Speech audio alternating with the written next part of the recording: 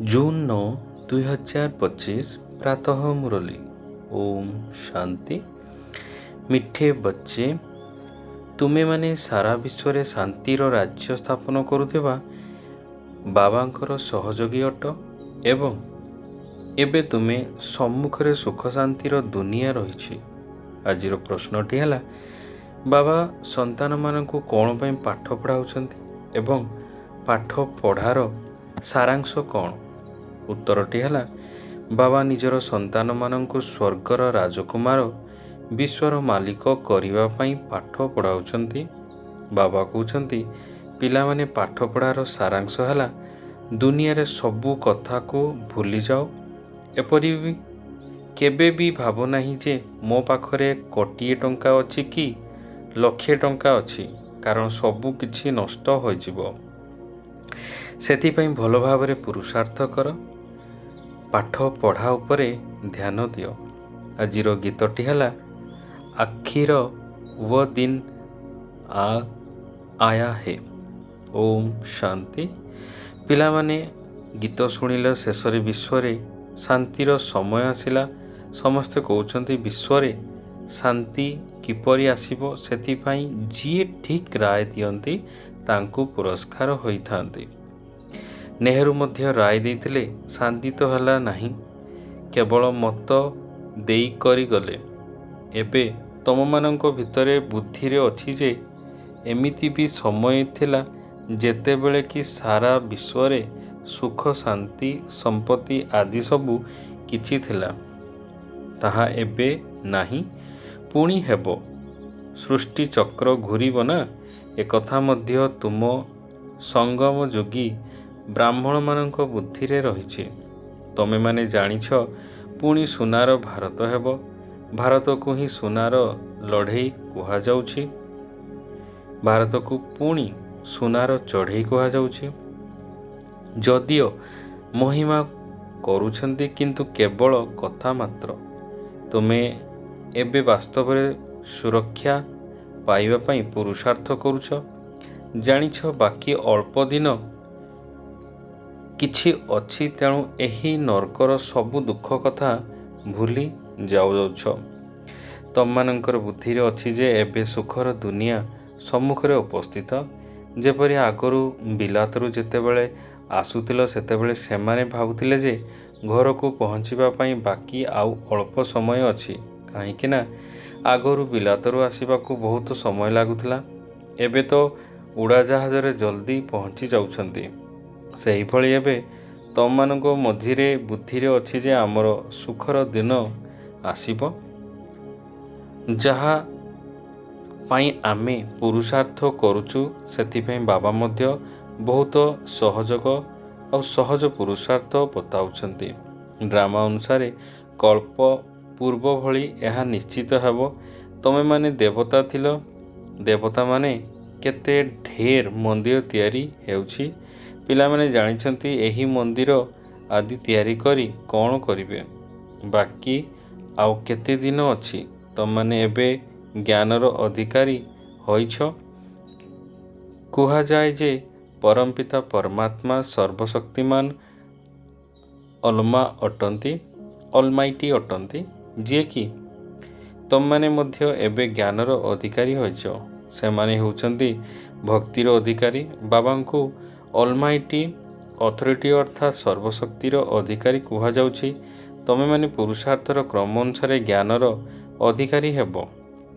तुम निकटरे सृष्टिर आदि मध्य अंतर ज्ञान रहिछि। जानिछ आमे बाबांक ठारू वर्षा पाइबा पई पुरुषार्थ करूछु। भक्तिर अधिकारी माने मध्य तममानकु भक्तिर कथा ही सुनाउछंती। तमे ज्ञानर अधिकारी होइथिबारो ज्ञान सुनाउछ। सत्य जुगरे भक्ति रहिबो नाही। सेठारे जणे हेले पूजारी रहिबे नाही, केवल पूज्य ही पूजा पारिबे। अधा कल्प पूज्य, अधा कल्प पूजारी। भारतवासी निमंते कुहा जाउछि जे एमाने जेतेबेले पूज्य थिले भारत स्वर्ग थिला। एबे भारत पूजारी नरक हो जाइछि। तुम माने एबे वास्तविक जीवन गढ़ुछ। पुरुषार्थर क्रम अनुसार समस्त को बुझाइछ एवं एहार बुद्धि ହୋଇ ଚାଲିଛି। ଏସବୁ ଡ୍ରାମା ପୂର୍ବରୁ ନିର୍ଦ୍ଧାରିତ ହୋଇ ରହିଛି। ଡ୍ରାମା ତୁମକୁ ପୁରୁଷାର୍ଥ କରାଉଛନ୍ତି। ତମମାନେ ପୁରୁଷାର୍ଥ କରିଚାଲିଛ। ଜାଣିଛ ଡ୍ରାମା ଆମର ଅବିନାଶୀ ପାର୍ଟ ରହିଛି। ଦୁନିଆ ଏହି କଥାକୁ କ'ଣ ଜାଣୁଛି? ଆମର ହିଁ ଡ୍ରାମାର ପାର୍ଟ ରହିଛି। ଯିଏ କହିବ ଯେ ବୁଝିବ ନା କିପରି ଆମର ଏହି ଡ୍ରାମାରେ ପାର୍ଟ ରହିଛି। ଏହି ସୃଷ୍ଟିଚକ୍ର ଘୂରି ଚାଲିଛି। ଏହି ବିଶ୍ୱର ଇତିହାସ ଭୂଗୋଳ ସମ୍ବନ୍ଧରେ ତମମାନେ ଆଉ କାହାକୁ ଜଣା ନାହିଁ। ସର୍ବତ କିଏ ଦୁନିଆରେ କେହି ହେଲେ ଜାଣିନାହାନ୍ତି। ଋଷି ମୁନି ଆଦି ମଧ୍ୟ କହୁଥିଲେ ଆମେ ଜାଣିନାହୁଁ। ନେତି କହୁଥିଲେ ନା। ଏବେ ତୁମେମାନେ ଜାଣୁଛ ରଚୟିତା କେବଳ ବାବା ହିଁ ଅଟନ୍ତି, ଯିଏକି ଆମକୁ ପାଠ ପଢ଼ାଉଛନ୍ତି।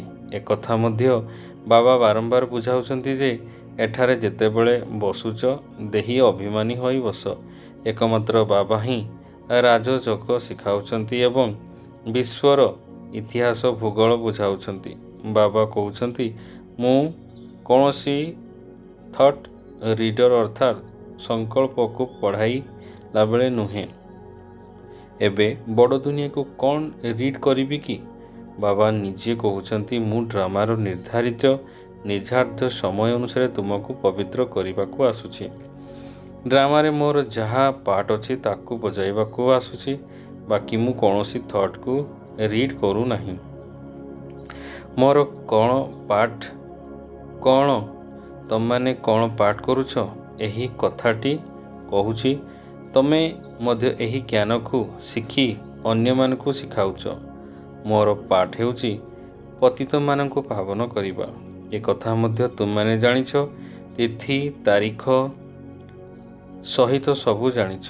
ଏକଥା ଦୁନିଆରେ କେହି ହେଲେ ଜାଣିନାହାନ୍ତି। ତୁମକୁ ବାବା ଶିଖାଉଛନ୍ତି। ପୁଣି ଯେତେବେଳେ ଏହି ସୃଷ୍ଟିଚକ୍ର ପୂରା ହେବ ସେତେବେଳେ ପୁଣି ବାବା ଆସିବେ। ଏହି ସମୟରେ ଯାହା ସବୁ ଦୃଶ୍ୟ ଚାଲୁଛି ତାହା ପୁଣି କଳ୍ପ ପରେ ଚାଲିବ। ଗୋଟିଏ ସେକେଣ୍ଡ ମଧ୍ୟ ଅନ୍ୟ ସେକେଣ୍ଡ ସହିତ ମିଶି ପାରିବ ନାହିଁ। ଏହି ନାଟକ ଘୂରି ଚାଲିଛି। ତମେମାନେ ଏହି ବେହଦ ନାଟକ ବିଷୟରେ ଜାଣିଛ, ତଥାପି ତମେମାନେ ବାରମ୍ବାର ଭୁଲି ଯାଉଛ। ବାବା କହୁଛନ୍ତି ତମେମାନେ କେବଳ ମୋତେ ମନେ ପକାଅ। ଆମର ବାବା ପିତା ଶିକ୍ଷକ ଏବଂ ଗୁରୁ ଅଟନ୍ତି। ତମମାନଙ୍କର ବୁଦ୍ଧି ଏବେ ସେପଟକୁ ଚାଲିଯିବା ଉଚିତ। ଆତ୍ମା ବାବାଙ୍କର ମହିମା ଶୁଣି ଖୁସି ହେଉଛି। ସମସ୍ତେ କହୁଛନ୍ତି ଆମର ବାବା ଟିଚର ଅଛନ୍ତି, ସିଏ ହିଁ ସତ୍ୟ ଅଟନ୍ତି। ଏହି ପାଠପଢ଼ା ମଧ୍ୟ ସତ୍ୟ ଏବଂ ସମ୍ପୂର୍ଣ୍ଣ ଅଟେ। ସେହି ମନୁଷ୍ୟମାନଙ୍କର ପାଠପଢ଼ା ଅଧା ଅଟେ। ତେବେ ତମମାନଙ୍କର ବୁଦ୍ଧିରେ କେତେ ଖୁସି ରହିବା ଦରକାର। ଯେଉଁମାନେ ବଡ଼ ପରୀକ୍ଷାକୁ ପାସ୍ କରିଥାନ୍ତି ତାଙ୍କର ଅଧିକ ଖୁସି ରହିଥାଏ। ତମେ କେତେ ଉଚ୍ଚ ପାଠ ପଢ଼, ତେଣୁ କେତେ ଅପାର ଖୁସି ରହିବା ଦରକାର। ଭଗବାନ ବାବା ବେହଦର ବାବା ଆମକୁ ପାଠ ପଢ଼ାଉଛନ୍ତି, ତେଣୁ ତୁମର ଲୋମ ଟାଙ୍କୁରି ଉଠିବା ଉଚିତ। ସେହି ଅଧ୍ୟାୟ ପୁଣି ରିପିଟ୍ ହେଉଛି। ଏକଥା ତୁମମାନଙ୍କୁ ବ୍ୟତୀତ ଆଉ କାହାକୁ ବି ଜଣା ନାହିଁ। କଳ୍ପର ଆୟୁଷ ହିଁ ବଢ଼ାଇ ଦେଉଛନ୍ତି। ତମମାନଙ୍କ ବୁଦ୍ଧିରେ ଏବେ 5000 ବର୍ଷର ସାରା କାହାଣୀ ଘୁରୁଛି, ଯାହାକୁ ହିଁ ସୁଦର୍ଶନ ଚକ୍ର ବୋଲି କୁହାଯାଉଛି। ପିଲାମାନେ କହୁଛନ୍ତି ବାବା ବହୁତ ତୋଫାନ ଆସୁଛି, ଆମେ ଆପଣଙ୍କୁ ଭୁଲି ଯାଉଛୁ। ବାବା କହୁଛନ୍ତି ତୁମେ କାହାକୁ ଭୁଲି ଯାଉଛ? ବାବା ଯିଏକି ତୁମକୁ ଡବଲ ମୁକଟଧାରୀ ବିଶ୍ୱର ମାଲିକ କରୁଛନ୍ତି ତାଙ୍କୁ ତୁମେ କିପରି ଭୁଲି ଯାଉଛ? ଆଉ କାହାକୁ ତ ଭୁଲି ନାହଁ। ସ୍ତ୍ରୀ, ପିଲା, ଛୁଆ, ଚାଚା, ମାମୁଁ, ମିତ୍ର, ସମ୍ବନ୍ଧୀ ଆଦି ସମସ୍ତେ ମନେ ଅଛନ୍ତି। କିନ୍ତୁ ବାକି ତୁମେ ଏହି କଥାକୁ କାହିଁକି ଭୁଲୁଛ? ତୁମର ଯୁଦ୍ଧ ଯୋଗରେ ବସିବା ସମୟରେ ହିଁ ହେଉଛି। ତେବେ ଯେତେ ଦୂର ସମ୍ଭବ ଯୋଗ କରିବାକୁ ହିଁ ହେବ। ପିଲାମାନେ ନିଜର ଉନ୍ନତି ପାଇଁ ସକାଳୁ ସକାଳୁ ଉଠି ବାବାଙ୍କ ସ୍ମୃତିରେ ବିଚାର କରିବା ଉଚିତ। ତୁମେ ଛାତ ଉପରକୁ ଅଥବା ବାହାର ଥଣ୍ଡା ପବନକୁ ଚାଲିଯାଅ। ଏଠାରେ ବସି କୌଣସି ଆବଶ୍ୟକତା ନାହିଁ। ବାହାରକୁ ଗଲା ପରେ ଚାଲିବା ଉଚିତ। ପରସ୍ପର ମଧ୍ୟରେ ଏହି କଥାବାର୍ତ୍ତା କର। ଦେଖ ବାବାଙ୍କୁ କିଏ ଅଧିକ ସ୍ମରଣ କରୁଛି। ପୁଣି କହିବା ଉଚିତ ଯେ ମୁଁ କେତେ ସମୟ ମନେ ପକାଉଛି, ବାକି ସମୟ ମୋର ବୁଦ୍ଧି କୁଆଡ଼େ କୁଆଡ଼େ ଗଲା। ଏହାକୁ କୁହାଯାଏ ପରସ୍ପର ମଧ୍ୟରେ ଉନ୍ନତିକୁ ପ୍ରାପ୍ତ କରିବାର ଉପାୟ। ନୋଟ୍ କର, ମୁଁ କେତେ ସମୟ ବାବାଙ୍କୁ ମନେ ପକାଇଲି। ବାବା ଯାହା ଅଭ୍ୟାସ କରୁଛନ୍ତି ତାହା ବତାଉଛନ୍ତି। ଯୋଗଯୁକ୍ତ ହୋଇ ତୁମେମାନେ 1 ଘଣ୍ଟା ଚାଲିଲେ ମଧ୍ୟ ଗୋଡ଼ ଥକିବ ନା ନାହିଁ? ଯୋଗ ବଳ ଦ୍ୱାରା ତୁମର କେତେ ପାପ କଟିଯିବ ତୁମକୁ ତ ତୁମେ ଜାଣିଛ। ରାତି ଦିନ ତୁମ ବୁଦ୍ଧିରେ ରହିବା ଉଚିତ ଯେ ଏବେ ତୁମକୁ ଯିବାକୁ ହେବ, ସେଥିପାଇଁ ପୁରୁଷାର୍ଥ କରୁଛ। କଳିଯୁଗୀ ମନୁଷ୍ୟମାନଙ୍କୁ ଗୋଟିଏ ହେଲା ଜଣା ନାହିଁ, ସେଥିପାଇଁ ମୁକ୍ତି ସମସ୍ତେ କେତେ ଭକ୍ତି କରି ଚାଲୁଛନ୍ତି। ଏଠାରେ ଅନେକ ମତ ରହିଛି। ତୁମ ବ୍ରାହ୍ମଣମାନଙ୍କର ହେଉଛି ଏକ ଗୀତ, ଯେଉଁଥିରେ ବ୍ରାହ୍ମଣ ହେଉଛନ୍ତି ସେମାନଙ୍କର ହେଲା ଶ୍ରୀମତ। ତୁମେ ବାବାଙ୍କ ଶ୍ରୀମତ ଦ୍ୱାରା ଦେବତା ହେଉଛ। ଦେବତାମାନଙ୍କର କୌଣସି ଶ୍ରୀମତ ନାହିଁ। ଶ୍ରୀମତ ଏବେ ତୁମ ବ୍ରାହ୍ମଣମାନଙ୍କୁ ମିଳିଛି। ଭଗବାନ ହେଉଛନ୍ତି ନିରାକାର, ଯିଏକି ତୁମକୁ ରାଜଯୋଗ ଶିଖାଉଛନ୍ତି, ଯାହାଙ୍କଠାରୁ ତୁମେମାନେ ନିଜର ରାଜ୍ୟ ଭାଗ ନେଇ କେତେ ଉଚ୍ଚ ବିଶ୍ୱର ମାଲିକ ହେଉଛ। ଭକ୍ତି ମାର୍ଗର ବେଦ ଶାସ୍ତ୍ର ଆଜି କେତେ ଢେରକୁ ଢେର ରଖିଛ, କିନ୍ତୁ ଏକମାତ୍ର ଗୀତା ହିଁ ମୂଲ୍ୟବାନ ଅଟେ। ଭଗବାନ ଆସି ରାଜଯୋଗ ଶିଖାଉଛନ୍ତି, ଏହାକୁ ହିଁ ଗୀତା କହୁଛନ୍ତି। ଏବେ ତମମାନେ ବାବାଙ୍କଠାରୁ ପଢ଼ୁଛ, ଯାହାଦ୍ୱାରା ସ୍ୱର୍ଗର ରାଜ୍ୟ ପଦ ପାଇବ। ଯିଏ ପଢ଼ିବେ ସିଏ ରାଜ୍ୟ ନେବେ। ଡ୍ରାମାରେ ପାଠ ରହିଛି ନା? ଜ୍ଞାନଦାତା, ଜ୍ଞାନର ସାଗର ଏକମାତ୍ର ବାବା ହିଁ ଅଟନ୍ତି। ସେ ଡ୍ରାମା ପ୍ଲାନ୍ ଅନୁସାରେ କଳିଯୁଗର ଶେଷ ସତ୍ୟ ଯୁଗର ଆଦି ସମୟରେ ହିଁ ଆସୁଛନ୍ତି। ଏଥିରେ କୌଣସି କଥାରେ ଦ୍ୱନ୍ଦ୍ୱରେ ପଡ଼ୁନାହଁ। ବାବା ଏହା ହିଁ ଶରୀର ଆସି ପାଠ ପଢ଼ାଉଛନ୍ତି, ଆଉ କେହି ପଢ଼ାଇ ପାରିବେ ନାହିଁ। ଏହି ଦାତା ଯଦି ଆଗରୁ କାହା ପାଖକୁ ପଢ଼ିଥାନ୍ତେ, ତେବେ ଆହୁରି ଅନେକ ମଧ୍ୟ ତାଙ୍କଠାରୁ ପଢ଼ିଥାନ୍ତେ। ବାବା କହୁଛନ୍ତି, ଏହିସବୁ ଗୁରୁ ଆଦି ସମସ୍ତଙ୍କର ଉଦ୍ଧାର କରିବାକୁ ମୁଁ ଆସିଛି। ଏବେ ତୁମର ଲକ୍ଷ୍ୟ ସମ୍ମୁଖରେ ରହିଛି। ଆମେ ଏପରି ହେବୁ, ଏହା ହେଉଛି ନରରୁ ନାରାୟଣ ହେବାର ସତ୍ୟ କଥା। ଏମାନଙ୍କର ପୁଣି ଭକ୍ତି ମାର୍ଗରେ ମହିମା କରାଯାଉଛି। ଭକ୍ତି କରିବାର ପ୍ରଥା ବୋଲି ଆସୁଛି। ଏବେ ଏହି ରାବଣ ରାଜ୍ୟ ପୁରା ହେବାକୁ ଯାଉଛି। ତମେ ଏବେ ଦଶହରା କ'ଣ କହୁଛ? ଏହା ତ ଛୋଟ ପିଲାଙ୍କର କାମ। ବଡ଼ ବଡ଼ ଲୋକମାନେ ମଧ୍ୟ ଦେଖିବାକୁ ଯାଉଛନ୍ତି ରାବଣକୁ କିପରି ଜଳାଉଛନ୍ତି। ଇଏ କିଏ କେହି କହିପାରିବେ ନାହିଁ। ରାବଣ ରାଜ୍ୟ ଅଟନା? ଦଶହରା ଆଦିକୁ କେତେ ଖୁସିରେ ପାଳନ କରିଥାନ୍ତି। ଯେଉଁମାନେ ରାବଣକୁ ଜଳାଉଛନ୍ତି ଦୁଃଖ ମଧ୍ୟ ଭୋଗ କରୁଛନ୍ତି, କିଛି ହେଲେ ବୁଝୁନାହାନ୍ତି। ତେବେ ତୁମମାନେ ଜାଣୁଛ ଆମେ କେତେ ଅଜ୍ଞାନୀ ଥିଲୁ। ରାବଣ ସମସ୍ତଙ୍କୁ ଅଜ୍ଞାନୀ କରିଦେଉଛି। ଏବେ ତୁମେମାନେ କହୁଛ ବାବା ଆମେ ଲକ୍ଷ୍ମୀନାରାୟଣ ନିଶ୍ଚିତ ହେବୁ। ଆମେ କ'ଣ ପୁରୁଷାର୍ଥ କରିବୁ ନାହିଁ? ଏହା ଏକମାତ୍ର ସ୍କୁଲ ଅଟେ, ଯେଉଁଠାରେ ବହୁତ ସହଜ ପାଠପଢ଼ା ହେଉଛି। ବୁଢ଼ୀ ମାତାମାନେ ଆଉ କିଛି ମନେ ନ ପକାଇ ପାରିଲେ କେବଳ ବାବାଙ୍କୁ ମନେ ପକାନ୍ତି ସୁଖ ଦ୍ୱାରା। ହେ ରାମ କହୁଛନ୍ତି ନା? ବାବା ଏକଥା ବହୁତ ସହଜ କରି କହୁଛନ୍ତି। ସେ ତୁମେ ହେଉଛ ଆତ୍ମା, ପରମାତ୍ମା। ବାବାଙ୍କୁ ସ୍ମରଣ କଲେ ତୁମର ଜୀବନ ରୂପୀ ନୌକା ପାରି ହୋଇଯିବ। କୁଆଡ଼େ ଯିବ? ଶାନ୍ତିଧାମ, ସୁଖଧାମ। ଆଉ ସବୁ ଭୁଲିଯାଅ। ଯାହା ଶୁଣିବ ବା ଶୁଣିଛ, ଶୁଣିବାକୁ ପଡ଼ୁଛ, ତାହା ସବୁ ଭୁଲି ନିଜକୁ ଆତ୍ମା ହୋଇ ବାବାଙ୍କୁ ମନେ ପକାଇଲେ ବାବାଙ୍କଠାରୁ ବର୍ଷା ନିଶ୍ଚିତ ମିଳିବ। ବର୍ତ୍ତମାନ ଏହି ରାବଣ ରାଜ୍ୟ ଶେଷ ହେବ। ତୁମେ ଦଶହରା ଦେଖିବାକୁ କ'ଣ ଯିବ କି? ବାବାଙ୍କ ସ୍ମୃତି ଦ୍ୱାରା ହିଁ ପାପ କଟିଯିବ। ତେବେ ସହଜ ଏଭଳି ମଧ୍ୟ କହୁଛନ୍ତି, ଭ୍ରୁକୁଟି ମଧ୍ୟରେ ଗୋଟିଏ ଅଜବ ତାରା ଚମକୁଛି। ତେବେ ନିଶ୍ଚିତ ଆତ୍ମା ଏବେ ଛୋଟ ହୋଇଥିବ ନା? ଡାକ୍ତରମାନେ ମଧ୍ୟ ବହୁତ ଚେଷ୍ଟା କରୁଛନ୍ତି ଆତ୍ମାକୁ ଦେଖିବା ପାଇଁ, କିନ୍ତୁ ତାହା ବହୁତ ସୂକ୍ଷ୍ମ ଅଟେ। ହଟ ଆଦି ଦ୍ୱାରା କେହି ଦେଖିପାରିବେ ନାହିଁ। ବାବା ମଧ୍ୟ ଏହିପରି ବିନ୍ଦୁ ଅଟନ୍ତି। କହୁଛନ୍ତି ତୁମ ସଦୃଶ ମୁଁ ମଧ୍ୟ ସାଧାରଣ ହୋଇ ତୁମକୁ ପାଠ ପଢ଼ାଉଛି। କେହି କ'ଣ ଜଣାଉନାହାନ୍ତି ଯେ ଭଗବାନ ଏମାନଙ୍କୁ କିପରି ପାଠ ପଢ଼ାଇବେ। ଯଦି କୃଷ୍ଣ ପଢ଼ାଉଥାନ୍ତେ ତେବେ ସାରା ଆମେରିକା ଜାପାନ ଆଦି ମଧ୍ୟ ସବୁ ଆଡ଼େ ଆସି ଯାଇଥାନ୍ତେ। ତାଙ୍କଠାରେ ଏତେ ଆକର୍ଷଣ ରହିଛି, କୃଷ୍ଣଙ୍କ ସହିତ ସମସ୍ତଙ୍କର ସ୍ନେହ ରହିଛି। ଏବେ ତମେମାନେ ଜାଣୁଛ ଆମେ ସେହିପରି ହେଉଛୁ। କୃଷ୍ଣ ହେଉଛନ୍ତି ଡାକ୍ତର ବା ରାଜକୁମାର। ତାଙ୍କୁ ଲୋକଙ୍କୁ ନେବାକୁ ଚାହିଁଲେ ପୁରୁଷାର୍ଥ କରିବାକୁ ପଡ଼ିବ। କିନ୍ତୁ ଏହା କୌଣସି ବଡ଼ କଥା ନୁହେଁ। ବଡ଼ ବାବା ନିଜର ସମସ୍ତ ସନ୍ତାନମାନଙ୍କୁ ସ୍ୱର୍ଗର ରାଜକୁମାର, ବିଶ୍ୱର ମାଲିକ କରିବା ପାଇଁ ପାଠ ପଢ଼ାଉଛନ୍ତି। ବାବା କହୁଛନ୍ତି ପିଲାମାନେ ପାଠ ପଢ଼ାର ସାରାଂଶ ହେଉଛି ଦୁନିଆର ସବୁ କଥାକୁ ଛାଡ଼ିଦିଅ। ଏପରି କେବେ ଭାବ ନାହିଁ ଯେ ଆମେ ପାଖରେ ଗୋଟିଏ ଟଙ୍କା ଅଛି, ଲକ୍ଷେ ଟଙ୍କା ଅଛି, କୋଟିଏ ଟଙ୍କା ଅଛି, କିଛି ବି ହାତକୁ ଆସିବ ନାହିଁ। ସେଥିପାଇଁ ଭଲ ଭାବରେ ପୁରୁଷାର୍ଥ କର। ବାବାଙ୍କ ପାଖକୁ ଆସିଲେ ବାବା ଅଭିମାନ କରି କୁହନ୍ତି 8 ମାସ ହେଲା ଏହି ଜ୍ଞାନ ମାର୍ଗରେ ଆସିଲିଣି, କିନ୍ତୁ ବାବା ଯାହାଙ୍କଠାରୁ ସ୍ୱର୍ଗର ବାଦଶାହୀ ମିଳୁଛି ତାହା ସହିତ ଏବେ ସ୍ୱୟଂ ସମୟ ହେଲା ମିଶିବ ନାହିଁ। କହୁଛନ୍ତି ବାବା ଆମକୁ କାମ ଥିଲା। ଆରେ ଯଦି ତୁମ ଶରୀର ଛାଡ଼ି ଦେଇଛନ୍ତି ପୁଣି ଏଠାରେ କିପରି ଆସିଥାନ୍ତେ? ତେଣୁ ଏଭଳି ବାହାନା ଚଳିବ ନାହିଁ। ବାବା ରାଜଯୋଗ ଶିଖାଉଛନ୍ତି କିନ୍ତୁ ତୁମମାନେ ଶିଖାଉ ନାହଁ। ଯିଏ ବହୁତ ଭକ୍ତି କରୁଥିଲେ ତାଙ୍କୁ 7 ଦିନ କ'ଣ ଗୋଟିଏ ସେକେଣ୍ଡରେ ମଧ୍ୟ ତୀର ଲାଗିଯିବ, 1 ସେକେଣ୍ଡରେ ବିଶ୍ୱର ମାଲିକ ହୋଇପାରିବ। ଇଏ ନିଜେ ଅନୁଭବ କରୁଛନ୍ତି। ବିନାଶ ଦେଖିଲେ, ଚତୁର୍ଭୁଜ ରୂପୀ ଦେଖିଲେ, ବାସ୍ ଭୁଲିଗଲେ, ଓହୋ ମୁଁ ବିଶ୍ୱର ମାଲିକ ହେବି।